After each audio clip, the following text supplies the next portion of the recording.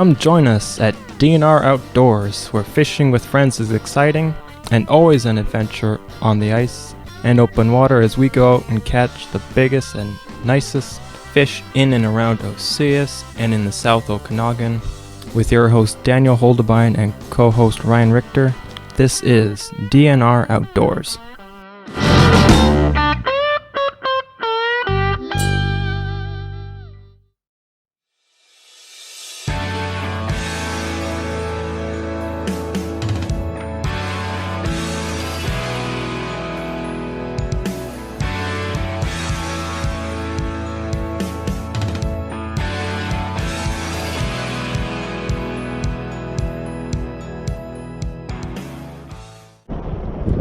Hello everyone, we are glad that you are joining us for this week's episode of D&R Outdoors. I'm Daniel Holderbein, and today me and Rick are out on Osoyoos Lake. The ice is about 5 to 5.5 inches. There's no snow, so it's very slick, so we gotta watch our step. But got a south wind, and we're down. Actually, turn you around here. We're down. So over there is Lions Park. Then that bay in the corner. There's the drop off where me and Ryan fish sometimes. And then the shoreline here. And then we are here in front of this house. I think, I have to check, but in 2017 or 18, we were here and caught some perch. I know in the summer there's weeds over on that point there and around the corner, and we're not sure how deep it is, but it's way down there. And we got some 20 feet. We got a new sled here. Rick, tell us all about this thing. Well, this is a Pelican 5-foot sled, tricked out with some skis and rod holders on the back, and over on this side carry our auger so that it's not sitting inside the sled. Still a few more tweaks to make, but this is the first day out to see how everything works, and so far so good. Awesome. It's 2x4s, right? 2x4, 2x6 green, and lots of screws and glue. And yeah, just playing with how to secure the sled to the frame. Lots of little ideas that we're trying out. Instead of pulling on the sled, we're pulling right down below so we can lift a bit in the deeper snow. Yep. Which obviously is not a problem today. No. So this is an experiment. See how it all goes. I see you glued the bottom. Yeah, it's all glued and screwed. 4 3.5-inch screws coming up from the bottom. A couple in here like this, and then glued in all the joints. So it's pretty solid.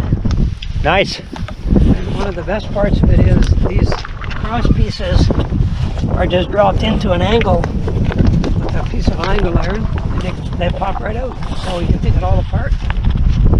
And so in the back of the trunk, it's designed to fit underneath that tonneau cover, about a 1/2 inch below the tonneau cover. So yeah. He put the rope through here because the holes that he made weren't working, so. Well, rather than having eyelets sticking up in the way, this rope is you can clip on anywhere. So cool. Nice feature. You got some foam here for your protection. Yep, just to keep it from banging around. Also on the bottom there. And then these boards pop out. They're connected in here. And then that way you can break it down. You got 1, 2, 3, 4, 5 rod holders. You can fit 2 in here if you have to. You can actually put 2 in there if you needed to. Actually put 2 in there like that. Like so. Double up if you have to. This one's a bit crooked, but I did that so that the reels are sticking away from each other. Rather than having the reels too close like this, I put that one that way. Just to get it away from this reel a little bit. This is actually my burbot rod. It's got a heavier reel on it with braided line. I don't know if I'll use it today, but we're in the area where the burbot will spawn under the ice.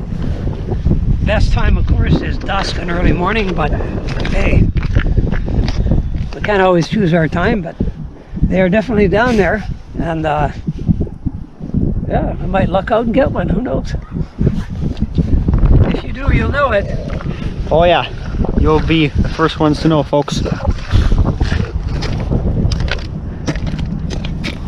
And this is connected with a bolt, so this can come off if there's more room in the truck. This is for the auger to sit on.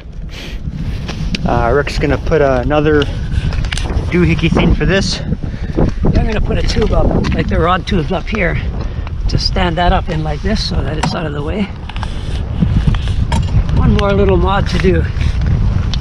Strapped down with bungees. And oh yeah, and then the motor on the back. I haven't done that yet. that might be popular. Well, that's a combination of about 25 ideas I found on the web.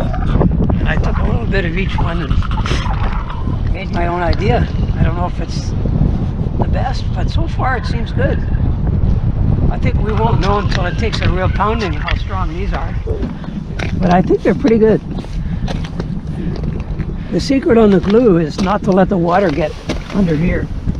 So I glued it around the perimeter underneath so that it, otherwise they end up rotting. Good idea. So, yeah. See how it all goes. But it doesn't help us catch any more fish. That's the only problem. No, but it's got clearance. But this is a beautiful day. Boy, that's some open water right there. Yeah, right there. Yeah. We wanted the fish to drop off, but not a good idea. Maybe we could toss a line out there.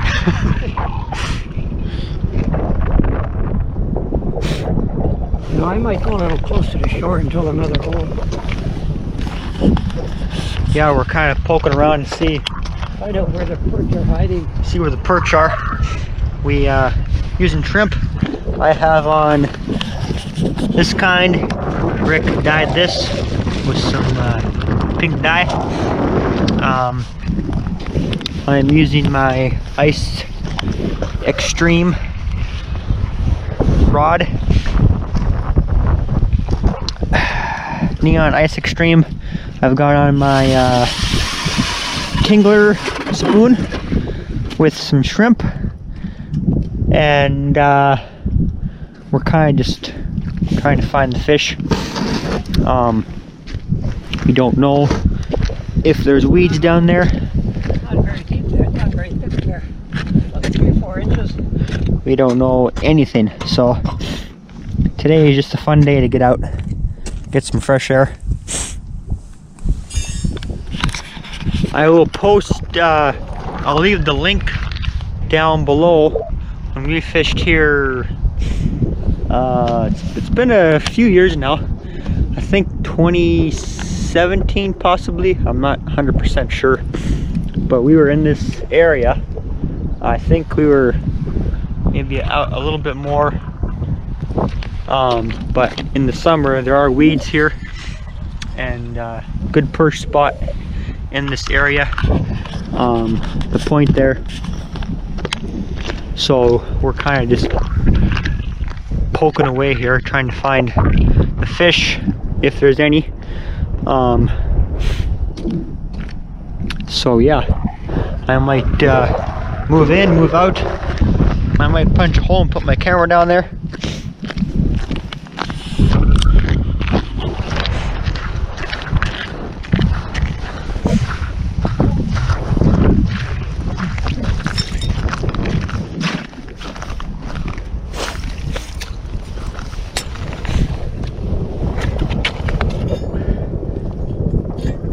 a fish.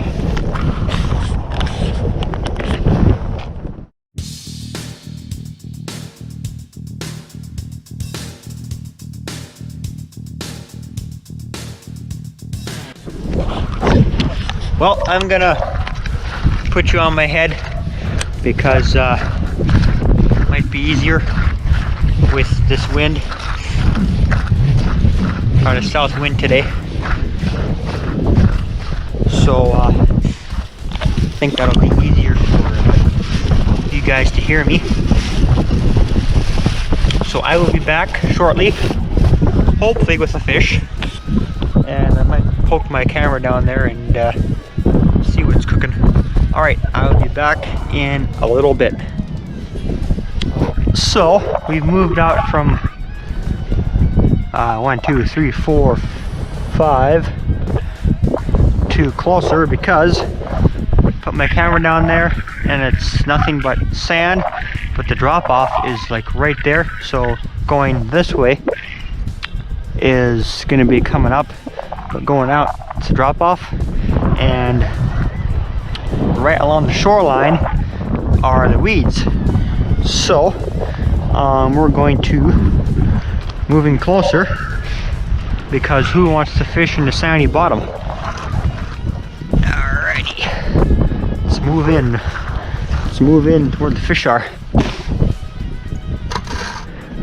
I was gonna go over here, but then I saw this line and that refroze probably just in the last few weeks, so I'm going to stay off of that because you know what will happen, punch a hole and you might be a fish yourself. So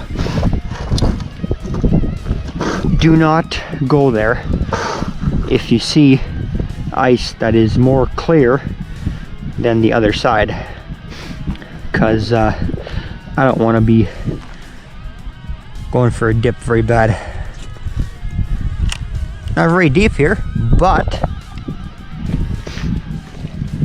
we are hoping. I should take my ice sled down to the beach in the summer and see if I can float in it, in case we need to.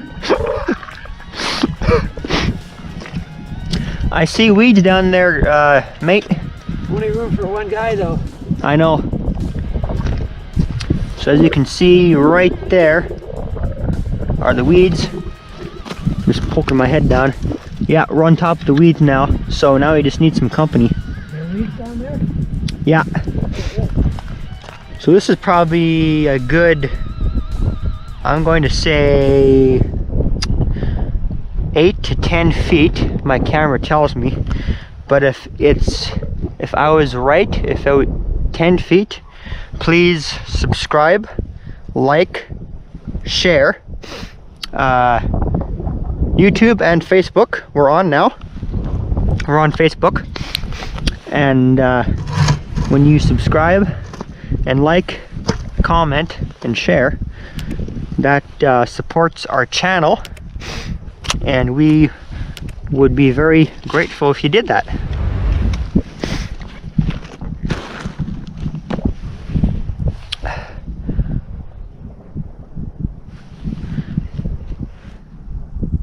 Okay, no funny business. I'm gonna punch a hole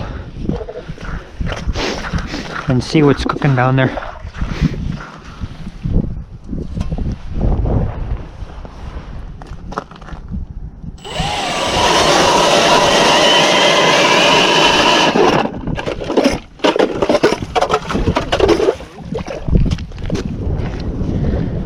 Here's my underwater camera. If you're new to the channel, this is a Markham Technologies. I got this off of the Markham website down in the States. I think if I remember correctly, it was 5 something Canadian, sorry, 500 US and Canadian 900 because of the exchange. But it's been a great camera. I haven't used it this year as much, but I'll do some underwater footage for you folks. About 8 feet-ish. About 8 feet right here. What? About 8 feet. 8 feet? Yeah. That's good. Rick's in a tangle here. This is my tripod's camera stand, and it just so happens that my camera has the screw-on adapter right there, so I can just go like this, and this thing here is a push down.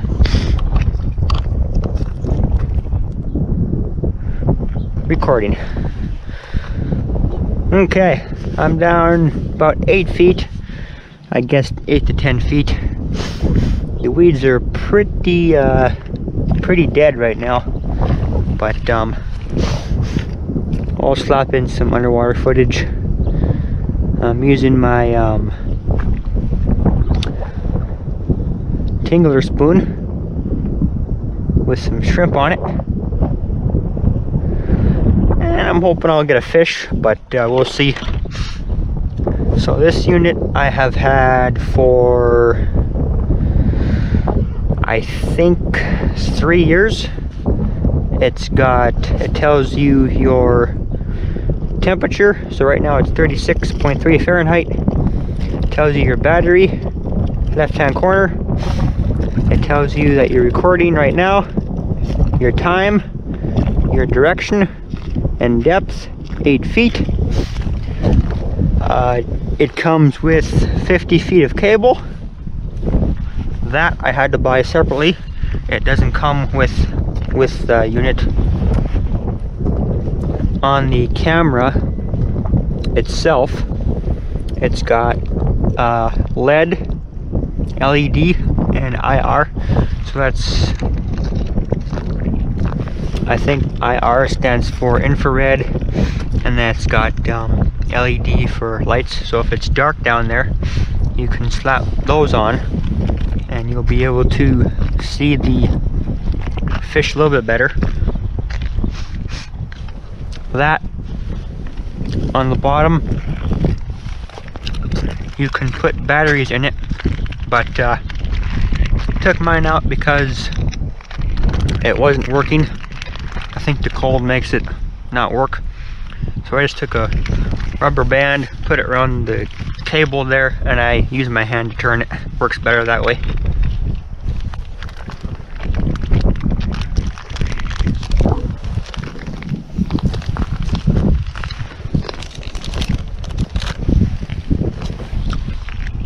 Other than that, it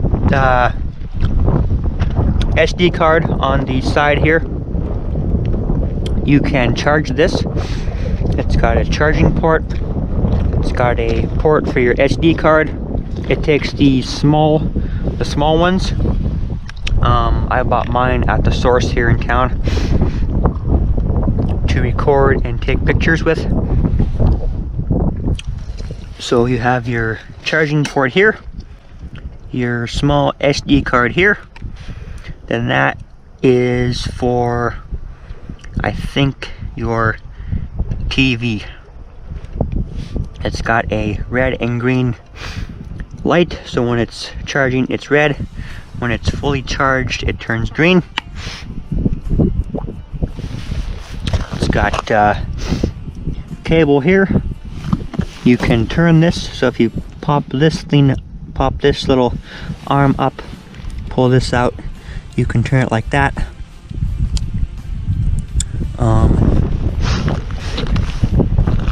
You can format it, I believe, in the settings.